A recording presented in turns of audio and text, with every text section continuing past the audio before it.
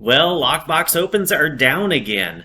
So our best measure of buyer activity, the number of times they're out there with their agents, these ready, willing, and able buyers who are going to write offers. How many showings are they going on? How many times are the lockboxes in the metro area being open? Our best measure, that number is down again.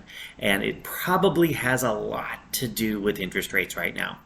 So you can see here on the Portland side that the number of lockbox opens for this last week was 20,246.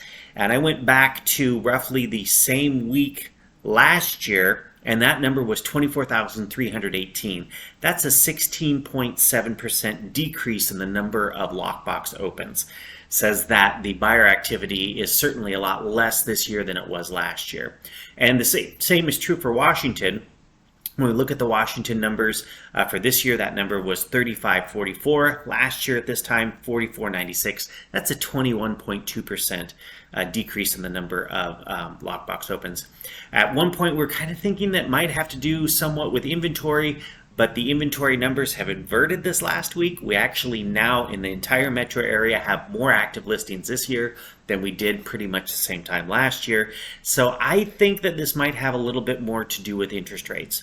And cause these interest rates, higher interest rates, causing a bit of waning buyer demand, maybe pushing some buyers to the sidelines to just kind of see how things are going to play out with interest rates and with property values. At the same time, this last week, the number, that increase in the average sale price from year to year. Keep in mind, it's a small sample. We're only sampling a week. But this year, this most recent week compared to roughly the same week last year, 14.8% increase in the average sale price.